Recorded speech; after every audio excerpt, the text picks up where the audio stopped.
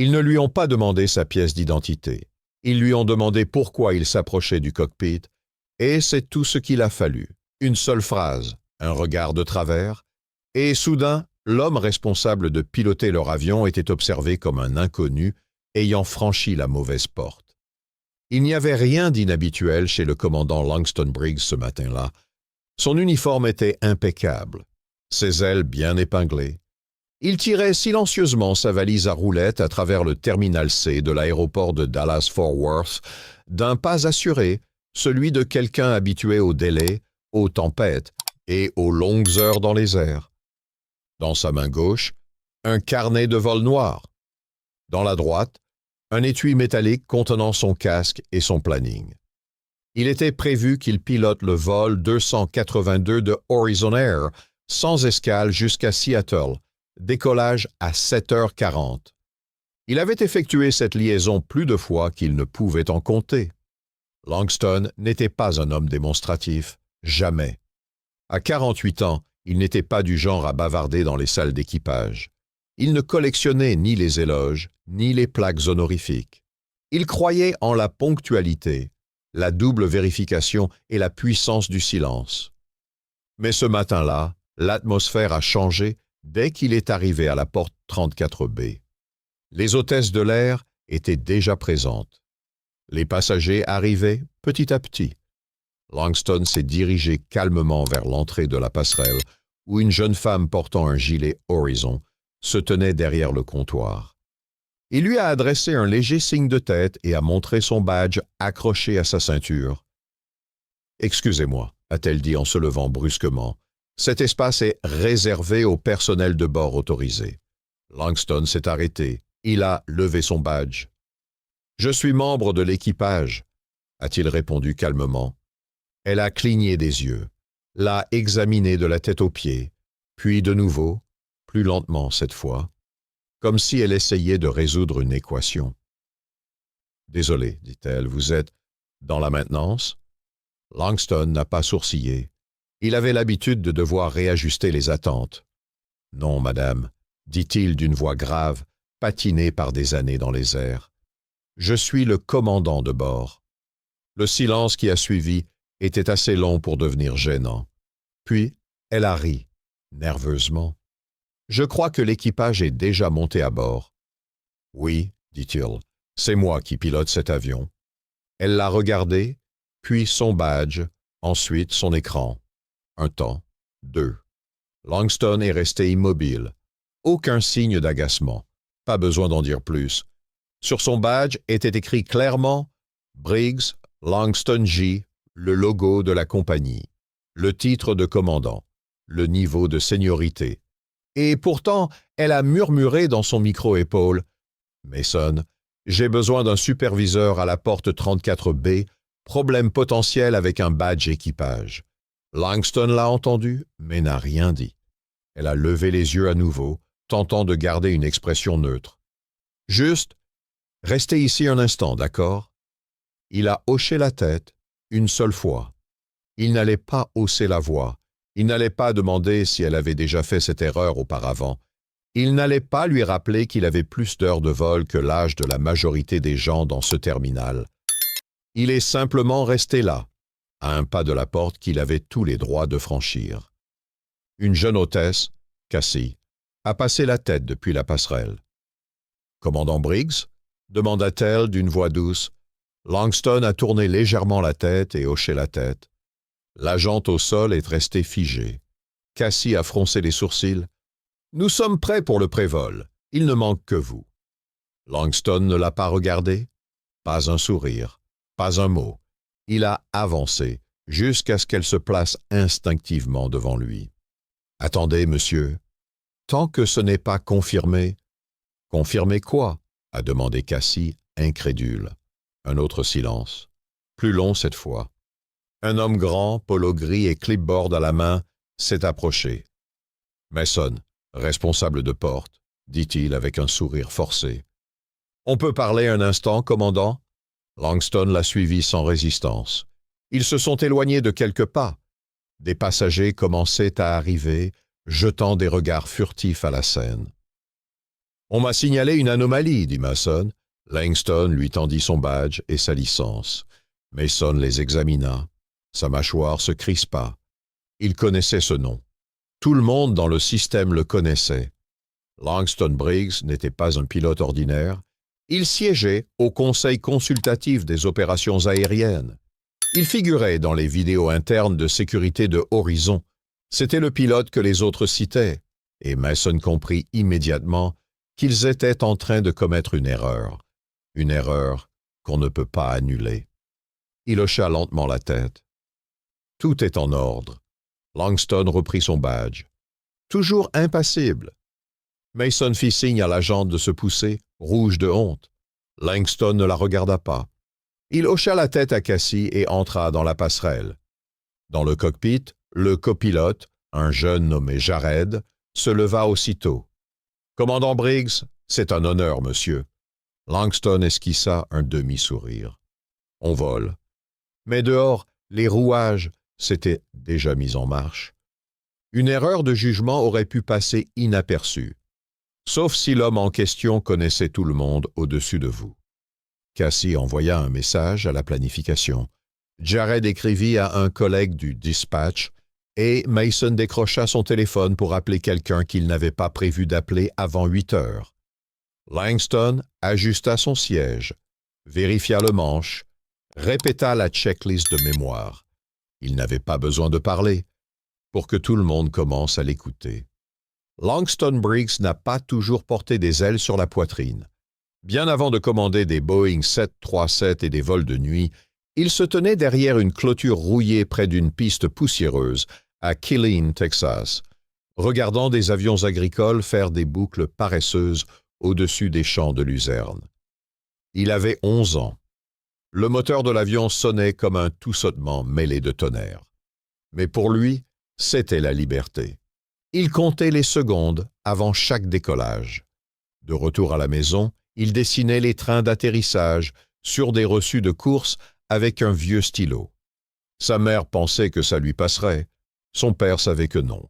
James Briggs était un mécanicien diesel, avec des mains toujours couvertes d'huile et une foi tranquille dans des choses que personne ne comprenait sauf lui. « Laisse-le rêver fort, disait-il, parce que la vie, elle, essaiera de lui chuchoter le contraire. » Langston a intégré l'armée de l'air dès qu'il en a eu la possibilité. Il n'a jamais manqué une session au simulateur. Jamais râlé quand on lui refusait des formations avancées que d'autres obtenaient sans effort. Quand il a enfin obtenu ses ailes à 24 ans, il n'a pas sabré le champagne.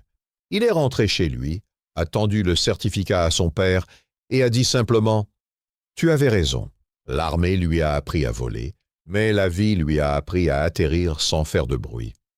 Il y a eu des moments, des dizaines, où on l'a pris pour un technicien, un agent au sol, un bagagiste.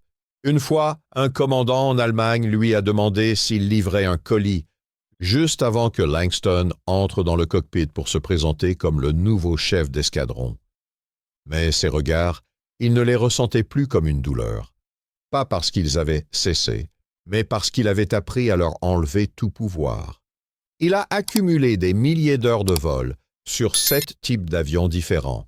Après 10 ans de service, il a quitté l'armée de l'air, a rejoint Horizon Air et ne s'est jamais retourné.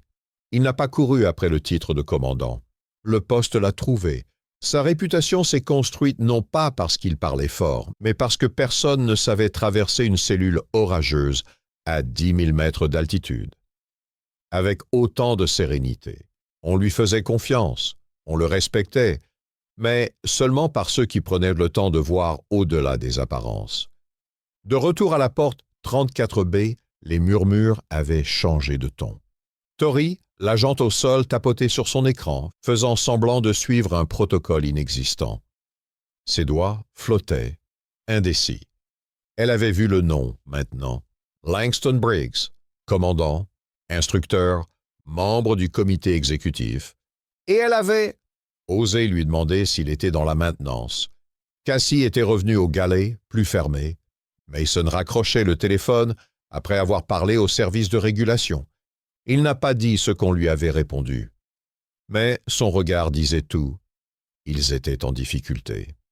Pas à cause de qui était Langston, mais à cause de ce que ça révélait de leur regard. Dans le cockpit, Langston ne disait rien. Jared, le copilote, n'en perdait pas une miette. Il regardait cet homme, absorbant quelque chose qu'aucun manuel de vol n'enseigne. À l'arrière, les hôtesses chuchotaient. Quelque chose avait basculé. Parce qu'à présent, ce n'était plus une simple méprise. C'était devenu une question de perception. L'incident n'était pas public, mais en interne, il circulait déjà. 2 hôtesses avaient discrètement envoyé des messages. Une autre avait signalé un « problème d'accès » sur l'appli interne des vols. Ce n'était pas bruyant, mais c'était réel. Et Langston savait, depuis longtemps, les choses silencieuses se répandent vite quand elles sont vraies. Le vol était toujours à l'heure. L'équipe au sol n'avait rien remarqué. Les passagers embarquaient lentement avec leur café et valise cabine. Tori évitait les regards. Elle tapait des notes qu'elle effacerait plus tard. À 30 étages de là, dans une tour administrative de Horizon Air, un téléphone vibrait sur le bureau de Renée Chambers. Directrice des opérations de vol, elle sirotait son café, répondit, écouta 12 secondes, puis dit simplement 2 mots. « Occupez-vous-en !» Elle savait qui était Langston. Tout le monde au siège le savait. Il avait formé 5 de ses meilleurs commandants, coécrit le dernier protocole d'urgence de la compagnie.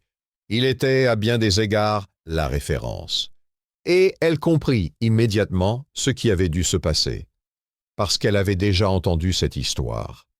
Et elle savait exactement comment elle commence. Dans le cockpit, Jared demanda « Commandant, vous souhaitez vous adresser à la cabine ?» Langston hocha la tête. Il prit le micro. « Bonjour à tous, ici le commandant Langston Briggs. Nous prévoyons un vol tranquille aujourd'hui, un peu moins de 3 heures pour Seattle. Merci pour votre patience pendant les derniers préparatifs. Nous décollerons sous peu. » La voix était posée, mesurée, inébranlable. Dans la salle d'embarquement, une passagère, témoin de la scène, rédigeait un email au service client de Horizon. Le commandant a-t-il été traité différemment ce matin simplement parce qu'il ne correspond pas à l'image typique d'un pilote chez vous? Cassie s'approcha du cockpit. « Nous sommes prêts à refermer la porte, commandant, » dit-elle, puis ajouta doucement, « Et, pour ce que ça vaut, ça n'aurait jamais dû arriver, là dehors. » Langston ne répondit pas tout de suite. Il regardait droit devant, puis dit simplement « Ce n'est pas la première fois. » Elle hocha la tête. « Quand même. » Il esquissa un petit sourire. « Merci, Cassie. Allons voler. » Mais quelque chose bougeait en lui. Pas de la colère, pas de la honte, un souvenir. Pas de ce moment précis, mais d'un autre, plus ancien. Un souvenir qui allait bientôt ressurgir. Les mains de Langston tenaient les commandes comme il l'avait fait pendant 25 ans, stable, sans tension. Dehors, le tarmac était calme. Dedans, l'air était encore chargé, comme la pression juste avant un orage. Mais son esprit n'était pas ici. Il était en 2006, quelque part au-dessus de Kandahar. Une tempête de sable avait fait tomber la visibilité à 0 et la tour de contrôle avait coupé la communication en plein message. Langston volait à l'aveugle, transportant 3 soldats blessés et 2 médecins. Sur le siège du copilote, un jeune lieutenant, blanc, nerveux, pas encore forgé par les airs. Langston avait pris les commandes et atterri sans visibilité, guidé uniquement par son instinct, sa mémoire du terrain et une paix intérieure inébranlable. Le lieutenant était resté silencieux pendant 5 longues minutes, puis avait murmuré « Commandant, je ne savais pas qu'on pouvait faire ça. » Langston avait souri. « On le pouvait, dit-il. Tu ne savais juste pas avec qui tu volais. C'était toute son histoire. Ne pas être défini par ce qui lui manquait, mais être ignoré pour tout ce qu'il portait en lui. De retour au présent, les portes se fermaient. Cassie fit un dernier signe de tête depuis la cabine. Langston acquiesça à Jared. « On y va. » L'avion recula lentement. Les moteurs ronronnaient. Dans le terminal, des passagers alignés pour le prochain vol chuchotaient. Deux employés de Horizon se penchaient l'un vers l'autre, échangeant discrètement ce qu'ils venaient d'entendre via leur oreillette. Tori, l'agente de porte, restait silencieuse. Elle faisait semblant de ranger des papiers. Ses mains tremblaient. Car juste avant la fermeture de la porte, Mason s'était approché et lui avait chuchoté. « Tu sais qui c'était, hein ?» Elle ne le savait pas. Pas au moment où elle avait bloqué l'accès. Pas quand elle avait demandé s'il était du personnel technique. Pas quand elle avait appelé un superviseur. Mais maintenant, oui. Elle savait que Langston Briggs était apparu dans la dernière campagne de sécurité interne de Horizon, qu'il était cofondateur de l'initiative Horizon pour l'équité dans l'aviation, qu'il avait formé plus de 300 pilotes et plaidé activement pour des recrutements plus diversifiés, les mêmes changements qui lui avaient permis à elle d'avoir ce poste. Elle comprenait maintenant qu'elle n'avait pas simplement douté d'un homme. Elle avait douté d'un symbole. Et les symboles jettent des ombres longues. En l'air, le vol 282 poursuivait son ascension en douceur. Langston pilotait avec calme, communiquant à voix basse avec le contrôle aérien, corrigeant les écarts avant qu'ils ne deviennent visibles. Jared jetait des coups d'œil furtifs toutes les quelques minutes. Il n'avait volé qu'une seule fois avec Langston, lors de son vol d'évaluation l'année précédente. À l'époque, Langston n'avait presque rien dit durant l'atterrissage. Puis il lui avait laissé une simple phrase. « Atterris toujours comme tu veux qu'on se souvienne de toi. » Dans la cabine, une passagère en siège 3C écrivait un message sur son téléphone. Son mari travaillait aux relations publiques de Horizon. Le message disait « FY, votre compagnie vient d'empêcher un pilote noir d'entrer dans le cockpit. Toute la porte l'a vu. Pas de drame pour l'instant, mais ça ne restera pas discret longtemps. » Elle ne le posta pas en ligne. Pas encore. Mais le message circulait déjà plus vite que l'avion lui-même. Langston vérifia les données de vol. Tout était normal, mais en lui, quelque chose bougeait. Pas à cause de ce qui venait de se passer, mais à cause de tous les moments d'avant, les petits, les répétés, ceux qui ne laissent pas de marque, mais s'ancrent dans les os. Il avait 27 ans la première fois qu'on lui demanda, sérieusement, s'il faisait un stage d'observation avec le vrai pilote. Il avait 32 ans lorsqu'un passager refusa de croire qu'il était aux commandes et exigea de voir le vrai commandant. À 39 ans, il participa à un panel sur le leadership aérien et fut introduit comme un exemple inspirant. Pas comme un père, pas comme un leader, juste un exemple. Et à 48 ans, une agente au sol appela la sécurité avant même de lui poser une seule question.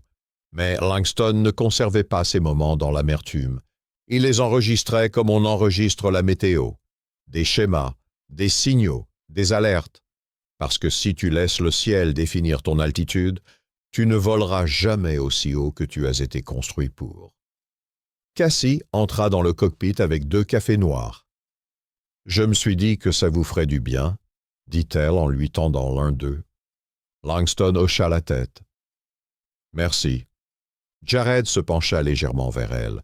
« Il est toujours aussi silencieux. » Cassie sourit. « Oui, mais ne prends pas ce silence pour de la passivité. » Tous deux regardèrent droit devant eux. Langston ne les entendit pas. Ou peut-être que si, mais il ne répondit pas. Il pilotait l'avion. Et plus que cela, il volait au-dessus de l'instant. En bas, le système bougeait. Le dispatch envoya une note. Ronnie Chambers téléphona aux RH. Une mention fut ajoutée au journal de bord de la porte. Protocole d'accès mal appliqué.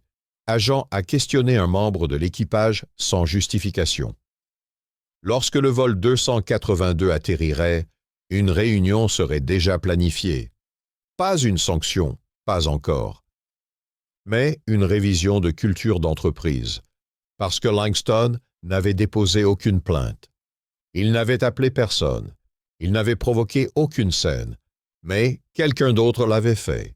Le copilote, la chef de cabine, 2 passagers, 3 emails. un fil de discussion interne. C'est comme ça que le changement avance aujourd'hui. Pas toujours en criant, parfois grâce à un silence que tout le monde remarque. Seattle brillait d'un gris d'acier sous les nuages. Brume basse, lumière tamisée. Langston guida les vols 282 dans sa descente, comme il l'avait fait des centaines de fois, sans accroc, sans tension, sans un mot de trop. Quand les roues touchèrent le tarmac de SeaTac, personne n'applaudit. Dans les vols matinaux, on n'applaudit jamais. Mais Langston n'avait pas besoin de bruit. Il avait besoin que l'atterrissage parle pour lui. Il roula jusqu'à la porte 14. Les moteurs s'éteignirent. Cassie se pencha vers lui. « Bel atterrissage, commandant. » Langston répondit par un léger hochement de tête. Derrière lui, Jared était déjà sur sa tablette, pas juste pour consigner le vol. Il écrivait un mémo sur ce qu'il avait vu. Pas l'erreur, le calme face à l'erreur, l'élégance dans la retenue. Parce que c'était ça, plus que tout, qu'il avait marqué. Langston n'avait rien dit, mais il avait tout montré. Le commandant se leva lentement. Il prit son étui à casque, ajusta son col face au reflet de la verrière du cockpit. Son visage restait serein. Mais en lui, l'orage était passé. Pas une tempête violente, une tempête connue. « Je vous accompagne ?» demanda Cassie. Langston refusa d'un signe. « C'est bon, merci. » Il sortit dans la passerelle. Air froid, silence. Un superviseur de piste l'attendait, bloc-notes en main, le regard tendu. « Commandant Briggs, monsieur. » Langston hocha la tête et passa sans s'arrêter. Au tapis bagage, il n'attendit aucune valise. Il ne transportait que l'essentiel. Un porte-costume noir, un sac de voyage, et la certitude que, encore une fois, il avait traversé une turbulence qui ne venait pas du ciel. 3 jours plus tard, à Dallas, une réunion discrète se tint au siège de Horizon Air. Pas de communiqué, pas de titre de presse, pas de crise publique. Mais au 9e étage, dans une salle de verre, 8 cadres analysaient un rapport interne intitulé simplement « Accès refusé, porte 34B, DFW ». Ils visionnèrent les images de vidéosurveillance. Ils entendirent l'appel à la sécurité avant même une vérification d'identité. Ils virent Langston debout, calme, sans colère, sans scène. Et ils comprirent tous la même chose. Ce n'était pas une erreur de procédure, c'était un angle mort. Tori, l'agente de porte, ne fut pas licenciée. Langston ne demanda rien, pas même des excuses. Mais elle fut déplacée, inscrite à une formation obligatoire sur les biais et la reconnaissance des personnels, placée sous la tutelle d'un manager senior formé aux mêmes enjeux. Un cadre demanda « Le commandant a-t-il fait une réclamation formelle ?» La RH secoua la tête. Pas un mot de lui, mais 4 autres personnes ont parlé. Silence, puis Ernie Chambers, directrice des opérations de vol, dit calmement « On devrait lui proposer de s'exprimer. » « À la presse ?» demanda un autre. « Non, à nous. » Langston refusa l'invitation, pas par rancune, mais parce qu'il ne croyait pas au discours forcé. Il répondit simplement par l'intermédiaire de son assistante. « Vous savez déjà ce qu'il faut dire. Je l'ai dit en me tenant debout. » Les semaines passèrent. L'histoire devint un murmure permanent. Les nouveaux employés entendaient parler du « moment Briggs ». Les hôtesses le mentionnaient dans les salles de repos. Une diapositive fut ajoutée à la formation RH. Évaluer les faits, pas les apparences.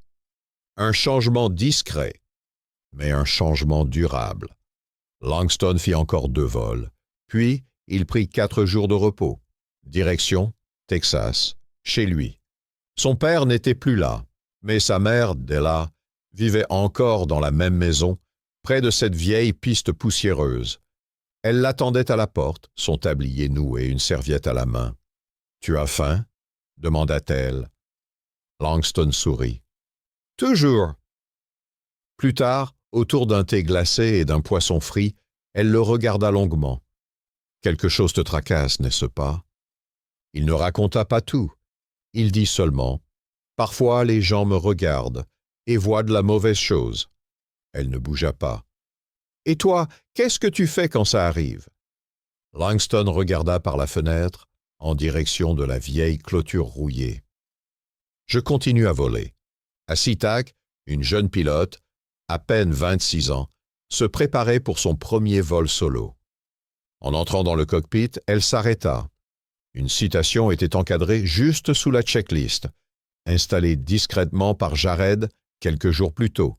Elle disait « Atterris comme tu veux qu'on se souvienne de toi. » Commandant L. Briggs, elle l'a relu et sourit. Parce que certains noms n'ont pas besoin de bruit pour marquer l'histoire. Ils ont juste besoin d'espace dans le ciel.